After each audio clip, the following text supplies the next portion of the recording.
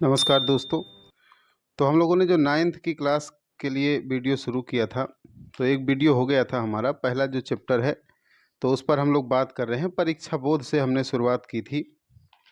तो संख्या पद्धति में जो क्वेश्चन नंबर हमारा हो गया था वो दूसरे का 8वें तक हो गया था, है ना। रिक्त स्थान हमने किए थे।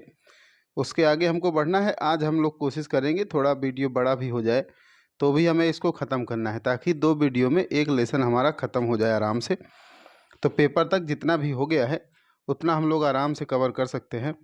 जो क्वार्टरली एग्ज़ाम, ये हाफ ईयरली एग्ज़ाम जो है अपने, है ना, छमाही परीक्षाएं, तो वहाँ तक हम लोगों का आराम से हो जाएगा। देखिए क्वेश्चन नंबर जैसे फर्स्ट की बात हम कर रहे हैं, कह रहा है दो परिमेय संख्याओं का योगफल सदैव एक परिमेय संख्या होती है। बिल्कुल सही है। तो ये सत्य है। सत्य सत्य हमको बताना है। कैसे सत्य है ये कारण भी हम बता दे रहे हैं। जैसे दो परिमेय संख्या हैं, जैसे ये परिमेय संख्या है, कल भी हमने इस पे बात की थी। मान लीजिए ये परिमेय संख्या है, हमने हल किया तो 4/2, तो 2 आ गया। ये भी एक परिमेय संख्या होती है। बात समझना है। परिमेय संख्या का मतलब होता है कि वह संख्या जो अंश बटे हर के रूप में लिखी जा सके। तो अंश बटे हर के रूप में लिखी जा सकने वाली संख्याएं हैं दोनों, हमने जोड़ दिया तो ये बन गई। अब ये भी परिमेय संख्या है, भले ही इसमें अंश बस है, हर नहीं है, तो भी परिमेय संख्या है, क्योंकि इसके नीचे हम 1 मान करके इसको हम परिमेय संख्या बना सकते हैं। तो ये हमारा हो गया सत्य क्वेश्चन। परिमेय संख्याओं को जोड़ने से हमें परिमेय संख्या मिलेगी। भले ही 2 मिल रहा है, ये भी परिमेय है, हमने अभी बताया, क्योंकि हम इसके नीचे 1 जोड़ करके बात समझा सकते हैं कि परिमेय संख्या है। हमने इसके पहले वीडियो में परिमेय संख्याओं की परिभाषा पर बात की थी। सेकेंड नंबर क्वेश्चन कह रहा है कि दो परिमेय संख्याओं का गुणनफल एक अपरिमेय संख्या होती है। तो अब देखिए ये तो गलत हो गया, है ना। अभी ये असत्य हो गया, ट्रू फॉल्स हो गया, क्योंकि ये सत्य हो गया, ट्रू है, ये फॉल्स हो गया। क्योंकि ये कह रहा है इस बार कि अगर इन दोनों संख्याओं का परिमेय संख्याओं का हम गुणा करें तो हमें अपरिमेय संख्या मिलेगी। तो अपरिमेय कभी नहीं मिलेगी, परिमेय ही मिलेगी, चाहे कोई भी संख्या का गुणा करें हम, है ना। तो गुणा करने पर हमेशा परिमेय मिलती है। तो इसलिए ये कथन जो दूसरा वाला है ये गलत कह रहा है। ये हमें गलत सिखाना चाहता है ना। गलत हम सीखेंगे नहीं, बिल्कुल। क्वेश्चन नंबर हम अगर बात करें थर्ड की, तो कह रहा है किन्हीं दो वास्तविक संख्याओं के बीच में असंख्य वास्तविक संख्याएं होती हैं। तो ये क्वेश्चन सत्य है। देखिए कोई भी संख्या है, जैसे वास्तविक संख्याएं, ऐसे वास्तविक संख्या रेखा होती है ना, तो 1 होता है, 2 होता है, तो इनके बीच हमको अभी आप लोग देखेंगे तो लगेगा कि सर इसमें तो 10 संख्याएं बीच में होती हैं, पर ऐसा नहीं है। 10 संख्याएं बस नहीं होती हैं, 10 तो दिखती हैं हमको, क्योंकि पूरी हम बना नहीं सकते। भाई 1 से बड़ा 1.1 होता है, 1.1 से बड़ा 1.11 होता है, फिर 1 चाहे तो हम जितने 1 बढ़ा दें, ये सभी इसी के बीच में तो आते जाएंगे। देखिए 1.5 भी इसी के बीच में है, 5 1 भी इसी के बीच में है ना। 1.5 तो यहीं पे आएगा ना बीच में, डेढ़, आधा, 1 के बाद आधा और जोड़ना है। तो ऐसे हम चाहे जितने 9 9 कुछ भी बढ़ाते जाएंगे, तो असंख्य परिमेय संख्याएं इसके बीच में हमको मिलती जाएंगी। बहुत सरल है, परेशान होने की ज़रूरत नहीं है। तो थर्ड नंबर क्वेश्चन हमारा सत्य हो जाएगा, कोई समस्या नहीं है। हम बात करते हैं क्वेश्चन नंबर 4 की। ठीक है, क्वेश्चन नंबर 4 में ये कह रहा है कि एक अपरिमेय संख्या और एक परिमेय संख्या का योगफल सदैव अपरिमेय होता है। ये बात बिल्कुल सही कही है। देखिए एक अपरिमेय संख्या, बिल्कुल क्वेश्चन नंबर 4 पर बात कर रहे हैं। एक अपरिमेय संख्या √2 है। इसको अगर हम किसी परिमेय संख्या के साथ जोड़ते हैं, तो मान लीजिए हम परिमेय संख्या 1/2 के साथ जोड़ रहे हैं। देखिए आंसर तो याद कर ही लेंगे आप, हमको पता है, याद करने में एक्सपर्ट हैं आप लोग। पर क्या है कि अभी किसी ने पूछ लिया कैसे होती है, तो फिर हो गया काम। या यही क्वेश्चन आ गया जहाँ पे 1 2 नंबर का प्रश्न आ गया, ऐसे कह दिया सिद्ध कीजिए कि, तो वहाँ पर भी काम खराब। तो हमें याद नहीं करना है, हम समझाते जा रहे हैं। देखिए ये अपरिमेय संख्या है, जानते हैं हम लोग, और ये परिमेय है, ये भी जानते हैं। परिमेय क्यों है? क्योंकि अंश बटे हर के रूप में लिखा जा सकता है। तो इन दोनों को हमने जोड़ा, लासा ले करके, लासा पता है आप लोगों को, 2 हो जाएगा एलसीएम, और फिर ये गुणा हो करके, ये भिन्न को जोड़ना तो आता होगा 9th में, ये माना जाता है। पेपर का समय आ गया। अब देखिए ये जो मिली संख्या, ये भी एक अपरिमेय संख्या है। तो हमें यहाँ से एक बात समझ में आ गई कि परिमेय अपरिमेय और परिमेय दोनों जोड़ दिया जाता है तो हमेशा अपरिमेय मिलता है हमको, और आसानी से बात समझ में आ गई। तो ये हो गया हमारा कथन सत्य। तो हमने 4 क्वेश्चन किए, 4 में 1 असत्य, 3 सत्य। तो अगर हमने तुक्का मारा होता, सत्य सत्य सत्य लगाए होते, 3 नंबर मिल जाते। आप यही सोच रहे होंगे, है ना। पर अपना दिमाग ज़्यादा लगाना नहीं है, समझते चलना है कि जो हम बता रहे हैं कि कैसे हो रहा है, ये भी ध्यान देना है। तो अब क्वेश्चन नंबर 5 की बात करेंगे।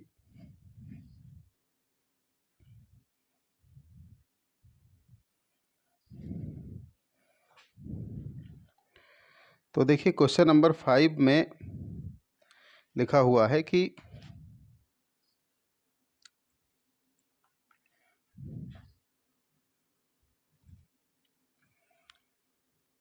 x क्यूब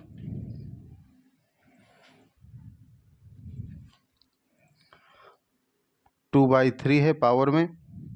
तो कह रहा है का मान यक्स होता है।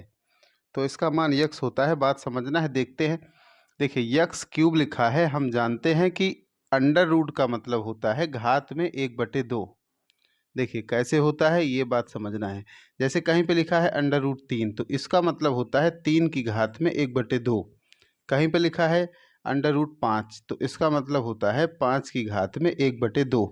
जो ये अंडर रूट है वर्गमूल है, तो वर्गमूल ये 1/2 घात का काम करता है। ये बात सबको पता है, सरल है ये। तो ये चाहे तो आप लोग इसको नोट कर लेंगे रफ में एक तरफ, तो बात समझ में आ जाएगी। इसके बाद हम बात करेंगे आगे। तो इसमें देखिए यक्स क्यूब 2 से 2 कैंसिल हो जाएगा, तो यक्स क्यूब हो गया, अब पावर में हो गया 1/3। तो इसको सॉल्व करेंगे तो 3 से 3 कैंसिल हो जाएगा, तो ये कुल मिलाकर के यक्स आ जाएगा। देखिए कैसे हो गया, अब इस गुणा हो गया ना घातों का, तो 2 से 2 कट गया, 1/3 बस बचेगा। अभी 3 यहाँ पे पहले से था। अच्छा हम एक बार और लिख देते हैं, आप लोग कंफ्यूज ना हो जाए। यक्स क्यूब हो गया, अब पावर में बचा केवल 1/3। अभी 3 से 3 कट गया, वही लिखा है, तो ये 3 हमारा बच गया। तो वही चीज़ यहाँ पे भी लिखी है, सेम है। तो चाहे तो ऊपर वाला ही लिख लें, इसको लिखने की कोई ज़रूरत है नहीं। तो ये हमारा आंसर हो जाएगा। हम जानते हैं कि ये प्रश्न कह रहा था कि इसको अगर हम हल करेंगे तो यक्स मिलेगा, तो ये बिल्कुल सही है, कोई समस्या की बात नहीं है। तो ये 5th नंबर का क्वेश्चन भी हमारा सत्य हो गया।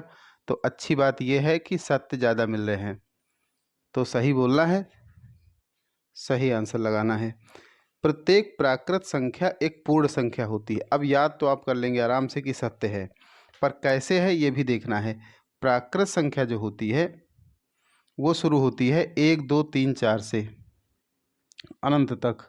इसके बाद जो पूर्ण संख्याएं होती हैं कहाँ से शुरू होती है पता है? 0 से। तो 0 1 2 3 4 5, तो ऐसे ये चलती रहती हैं। तो कहने का मतलब ये है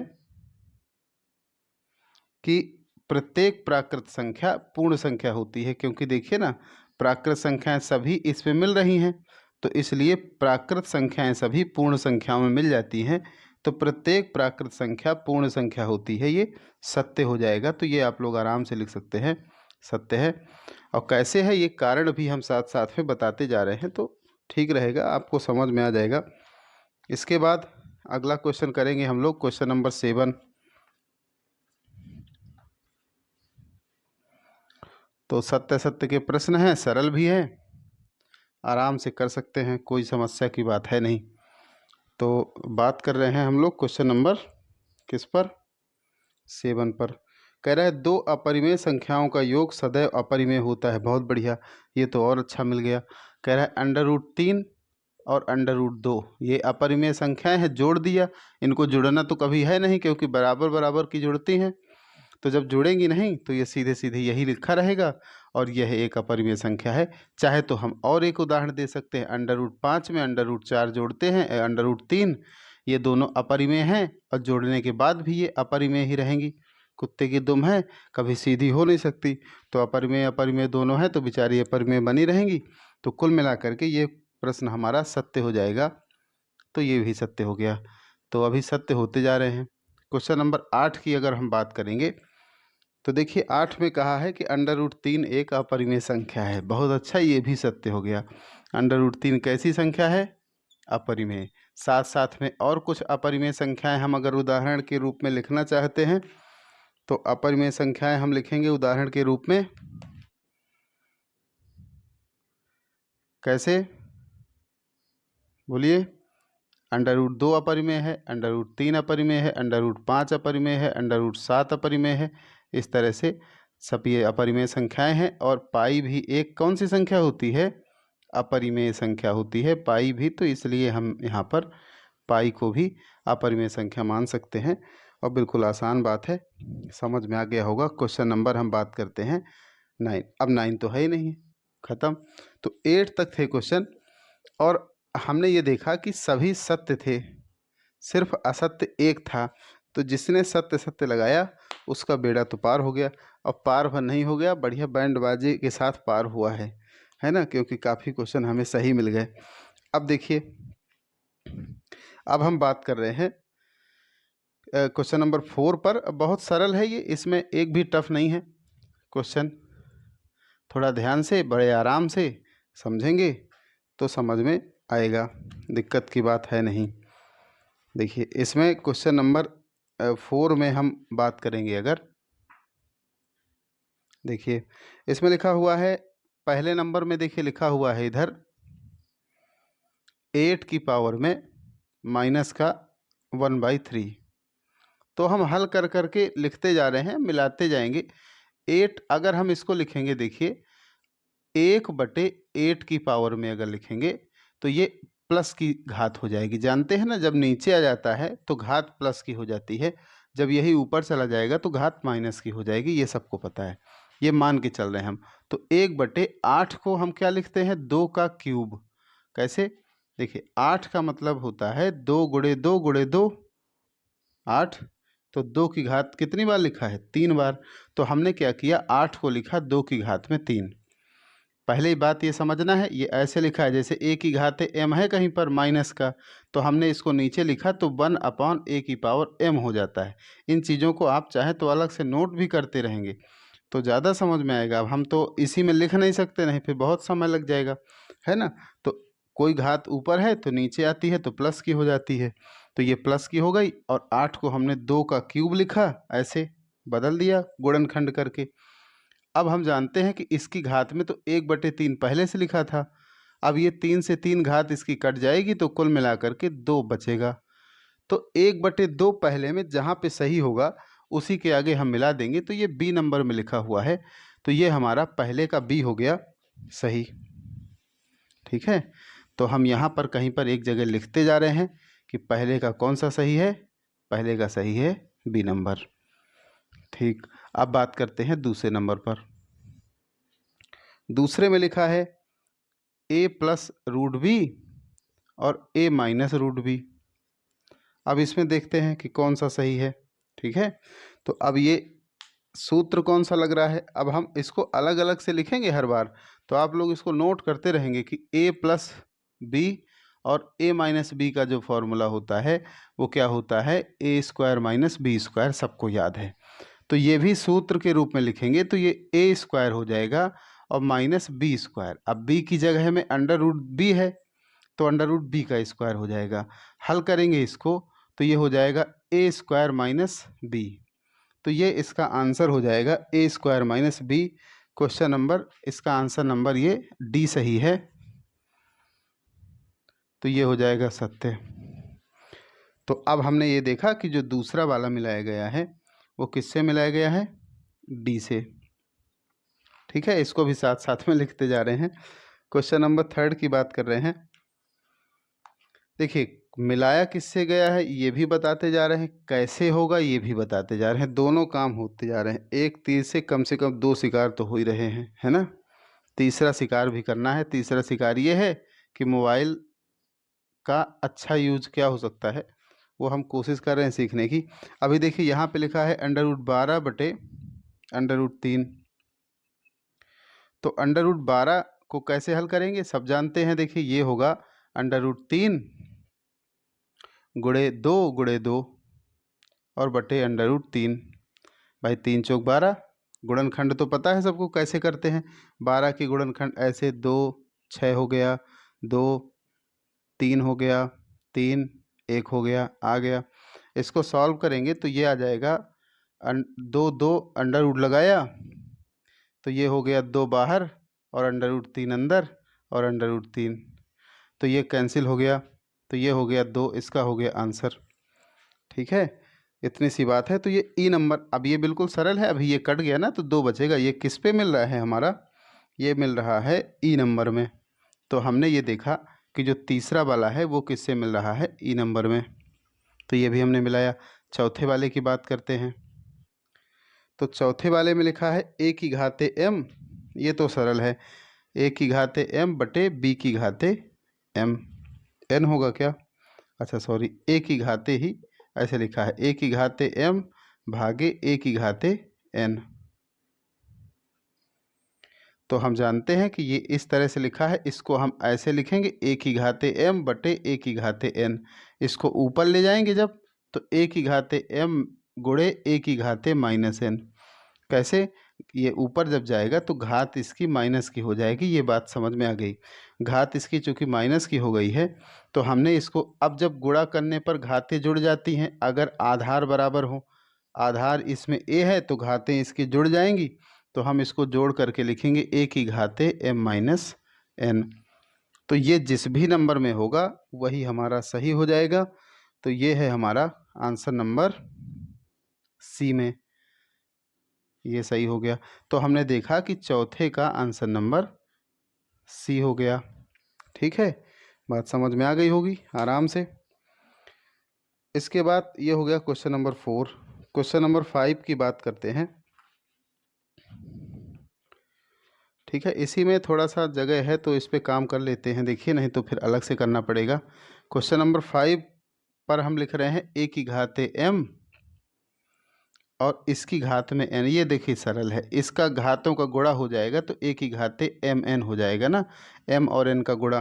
तो ये किस नंबर पर है, ये लिखा हुआ है ए नंबर पर। तो ये सत्य हो गया हमारा 5वें में ए नंबर। तो इस तरह से हमने इसको कर लिया, ऐसे हमने जोड़ी भी बना ली सही, और जो सही है वो हमने हल करके भी बता दिया कि कौन किस तरह से सही है। अच्छी बात यह है कि सही जोड़े का एक क्वेश्चन और है हमारे पास, तो इसको भी हम लोग करने का प्रयास कर रहे हैं अभी। तो पहले इतना लिख लेना है, फिर आगे बढ़ते हैं। तो एक सही जोड़ी हो गई हमारी, एक सही जोड़ी और करते हैं, फिर इसके बाद आगे बढ़ेंगे। एक वाक्य में 3 प्रश्न हैं, केवल एक वाक्य में, तो उधर टाइम नहीं लगेगा, टाइम हमारा इसी में लग रहा है। ये देखिए बहुत सरल है, कठिन नहीं है, और यही प्रश्न परीक्षाओं में पूछे जाएंगे। आप लोग देखिएगा, जब ना पूछे जाए तो बताइएगा। तो क्वेश्चन नंबर हम बात कर रहे हैं किसकी, क्वेश्चन नंबर बात कर रहे हैं हम सेकंड, जो खंड आ लिखा हुआ है। इसमें देखिए पहला क्वेश्चन है, इसमें लिखा हुआ है 42.64 और इसमें जोड़ना है 0.36। जोड़ लेंगे आराम से। देखिए 6 4 10, 3 6 3 9, 1 10, दशमलव लगाया, और फिर क्या है, इधर तो 0 है तो ये 42 हो जाएगा, और एक हासिल मिला था, 1 मिनट, 6 4 10, एक हासिल में जो 6 3 9 1 10, ठीक है, एक बचा, तो 42 1 43। तो जहाँ पर 43 लिखा हुआ है उससे इसको मिला देना है। तो बी नंबर में 43 लिखा हुआ है तो इससे हमने इसको मिला दिया, ऐसे करके सही हो गया। बात करते हैं क्वेश्चन नंबर सेकंड की। तो ये देखिए लिखा हुआ है 0.04 और भागे 10। तो हम जानते हैं कि जब 10 से हम भाग देते हैं किसी संख्या में तो दशमलव और इधर की तरफ चला जाता है। एक तरीका तो ये है, 10 से भाग देंगे तो और इधर खिसक आएगा ये, तो इधर की तरफ अब 2 अंक बाद लग जाएगा, तो ये 0.004 हो जाएगा। तो जिसमें ये मिल रहा है तो वो हमारा सही हो जाएगा। क्वेश्चन नंबर है ये जाके सीधे एफ नंबर में, तो ये एफ नंबर वाला हमारा सही हो जाएगा 0.004। ठीक है, 0.004 बिल्कुल। अब आगे देखते हैं थर्ड नंबर में। देखिए कैसे हुआ ये, अगर किसी को समझ में नहीं आया तो देख लीजिए, 2.43 लिखा है, अगर हमने इसको 10 से भाग दिया, मान लीजिए 12.43 लिखा है, कभी भी 10 से जब भाग दिया जाता है तो दशमलव इधर की तरफ खिसकता है, तो ये 1.243 हो जाएगा। अगर हम ऐसे लिखा हुआ है तो ये भाग देने पर दशमलव इधर खिसकता है। अगर 12.43 में 10 का हमने गुणा किया होता, तो गुणा करते हैं जब 10 का या जीरो का, मतलब जीरो जिसमें होता है उसका गुणा करते हैं, तो ये दशमलव इधर की ओर खिसकता है, ये 124 हो जाएगा 0.3। बात समझना है, जब 10 का गुणा करते हैं तो दशमलव इधर कौन सा हाथ है, दाहिनी तरफ जाता है, और जब 10 से भाग देते हैं तो दशमलव बाईं तरफ चढ़ता है। बात समझ में आई? तो ये हमने अलग से समझाया। देखिए थर्ड नंबर की बात कर रहे हैं, लिखा है -18/25। ठीक है, तो ये किससे मिलेगा, जिसमें माइनस होगा। जानते हैं सब लोग भाई माइनस इसमें है और किसी क्वेश्चन में माइनस है नहीं, तो जिधर माइनस होगा उधर मिला देंगे। ये तो तुक्के वाली बात हो गई। अगर 2 माइनस वाले क्वेश्चन होते तो पता चलता कि क्या सही है ना। तो हम लोगों को ऐसे नहीं करना है, थोड़ा हल करके देखेंगे, जो भी आएगा उसको लिखना है। तो भाग दे के देखना है। देखिए 18 में 25 से भाग देते हैं, चलिए कोशिश करते हैं। दशमलव लगाया, जीरो बढ़ाया, तो 0 हो गया फिलहाल। तो अब चूंकि माइनस है तो माइनस भी लगा लेते हैं, बाद में लगा देंगे। चलिए 0 अब 25 छक्का 150, और 7 बार जब करेंगे तो ये आ जाएगा, है ना। बिल्कुल 25 सत्ते कितना होता है, 175।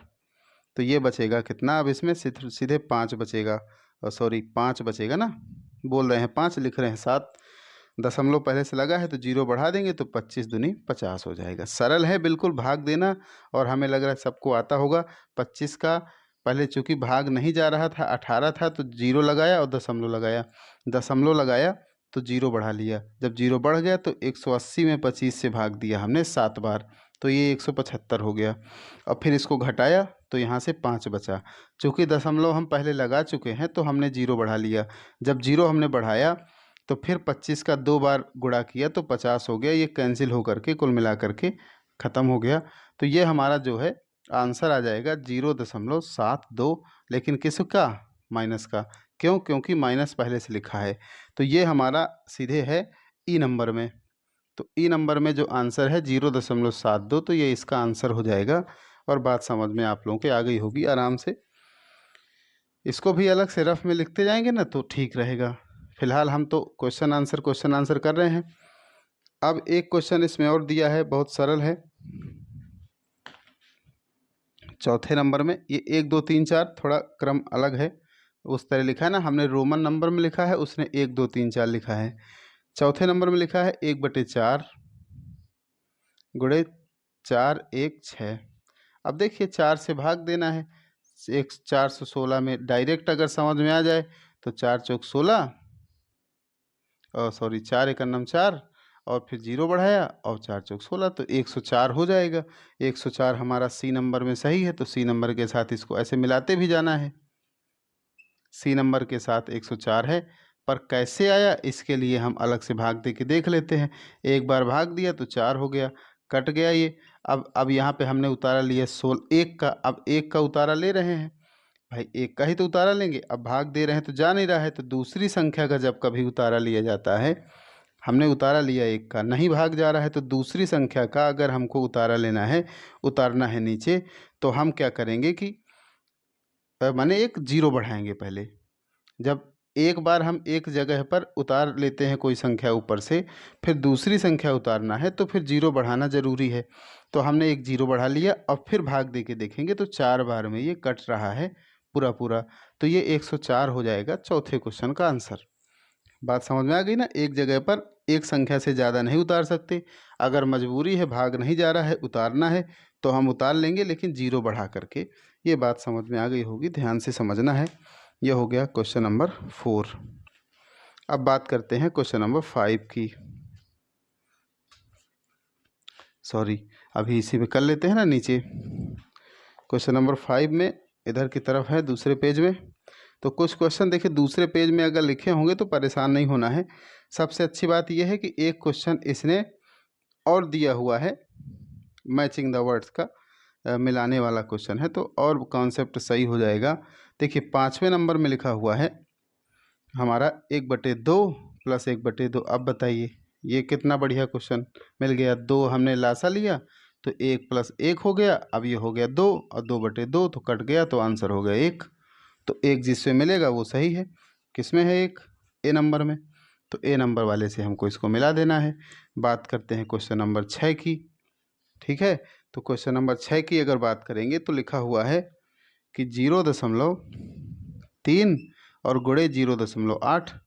तो हम जानते हैं जब दशमलव को गुणा होता है तो एक तो ये पहले हो गया 8 त्रिक 24, फिर 1 अंक बाद दशमलव यहाँ पर है और 1 अंक बाद दशमलव यहाँ पर है, तो जो दशमलव होगा वो 2 अंक बाद लग जाएगा। तो 24 के बाद दशमलव लगा लेना है और 0 बढ़ा लेना है, तो ये आंसर होगा। ध्यान रखना है, जैसे कहीं पर हम 12 गुणे 1.2 गुणे 1.2 कर रहे हैं या ऐसे कर रहे हैं, तो दशमलव जो होगा वो 3 अंक बाद लगेगा, क्योंकि 1 2 3 अंक बाद दशमलव है।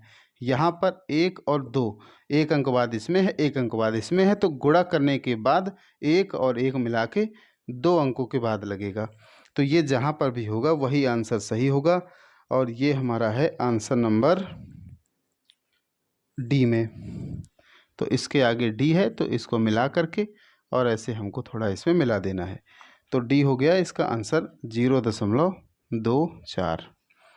तो इस तरह से हमने इसको किया। ठीक है, तो अभी जैसे आप लोग नोट ना कर पा रहे होंगे तो उसको वीडियो को रोक लेना है और इसको नोट करना है। अभी 2-4 क्वेश्चन और हैं, तो अब आज इसको पूरा कर लेते हैं इस पार्ट को, तो ज़्यादा ठीक रहेगा। फिलहाल 5 मिनट का समय और लगेगा तो ये कंप्लीट हो जाएगा, और यही क्वेश्चन आपको रखे मिलेंगे पेपर में, तो फिर आपको लगेगा कि ये हमने पहले पढ़ लिया तो ज़्यादा ठीक था। इधर उधर नहीं देखना पड़ेगा कि 1 का कौन सा सही है और 2 का कौन सा सही है ना। तो अब देखिए थर्ड जो हमारा सही मिलान वाला क्वेश्चन है, तो थर्ड में जो पहला प्रश्न है ये तो लगता है सबसे सरल है। -3 का गुणा करना है -4 से, तो माइनस माइनस का गुणा होगा प्लस और 4 तय होगा 12, तो जिसमें 12 सही होगा वही हमारा सही हो जाएगा। तो ये बी नंबर में हो जाएगा 12 सही आंसर हो गया। बात करते हैं दूसरे नंबर पर। दूसरे नंबर में लिखा है -6 + 19, तो ये हो गया हमारा 19 में 6 गए तो कितना बचेगा बताइए। 13, 13 6 19, 6 3 9, तो 13 बचेगा। अब ये बताइए, इस तरह तो सवाल है, ऐसा लग रहा है आप लोगों को छोटा बच्चा समझ करके इसने दिया हुआ है। ठीक है, और इतने बड़े हैं आप लोग कि इसको आराम से कर सकते हैं। थर्ड नंबर की बात करते हैं। अब देखिए थर्ड नंबर में 1/100 लिखा हुआ है। बात समझना है, जितने जीरो इधर होते हैं उतने जीरो बाद दशमलव लगता है, तो 1 आएगा और फिर 1 जीरो लगेगा, फिर दशमलव। देखिए कैसे हम भाग दे के दिखा रहे हैं तो ज़्यादा समझ में आएगा। 1 है, हमने दशमलव लगाया, जीरो बढ़ाया, भाग नहीं जा रहा है क्योंकि 100 है, यहाँ 10 है। एक बार हमने जीरो यहाँ भी बढ़ाया और जीरो यहाँ भी बढ़ाया। अब भाग देंगे तो ये एक बार हमारा भाग चला जाएगा, क्योंकि 100 एकन्नम 100 होता है। अब ये कट जाएगा, तो कहने का मतलब 0.01 आएगा। अब इधर तो जीरो हम अपने से बढ़ा ही सकते हैं, दशमलव की इधर चाहे जितने बढ़ा लें, तो इसका आंसर ये होगा। ऐसे भाग दे करके आप दिखा सकते हैं। पहले प्रयास किया, नहीं गया, तो फिर हमने क्या किया, दशमलव लगाया, तो फिर जीरो बढ़ाया, फिर भी नहीं गया तो 1 जीरो यहाँ भी बढ़ाया, 1 जीरो यहाँ भी बढ़ाया, फिर हमने भाग दे के देखा तो एक बार चला गया। तो ये आंसर जिसमें होगा तो वही हमारा सही है। ये है हमारा 0.01, ये ए नंबर में है, तो ये हमारा सही हो जाएगा ए नंबर में 0.01। बात करते हैं प्रश्न नंबर 4 पर। ठीक है,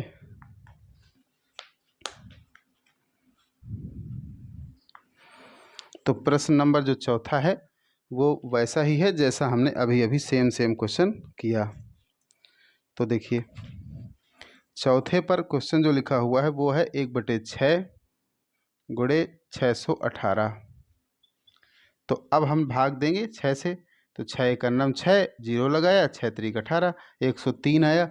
कैसे आया ये हम अभी करके बता रहे हैं। ये हो गया 103।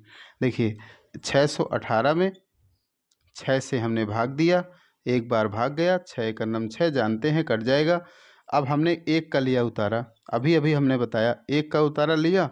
अब भाग तो 6 का 1 में जाएगा नहीं, तो नहीं जाएगा तो हम क्या करेंगे, यहाँ पे 0 बढ़ाएंगे और फिर दूसरी संख्या का भी उतार लेंगे यहीं पर। 1 से ज़्यादा संख्या उतारना है तो फिर 0 बढ़ाना पड़ता है। अब 6 का भाग देंगे तो 3 बार चला जाएगा, तो ये 18 हो जाएगा, कट जाएगा, सबको पता है। तो भाग देने पर ये 103 आएगा। ई नंबर इसमें सही है, ये ध्यान से समझना है।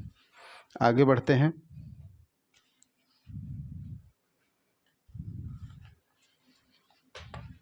क्वेश्चन नंबर 5 पर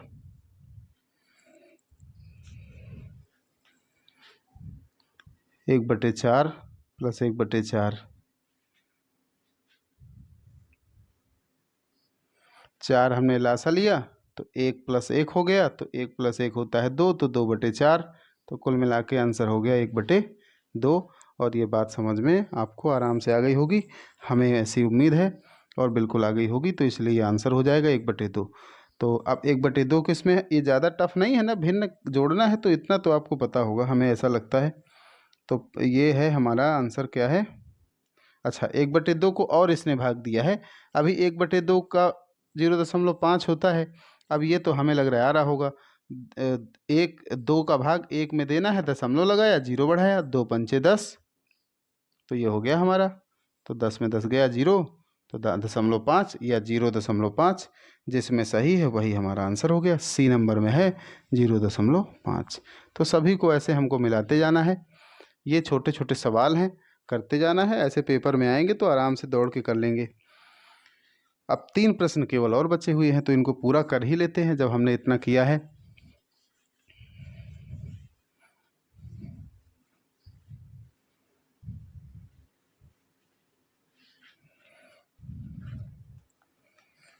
तो इसमें आ जाएगा पहले नंबर पर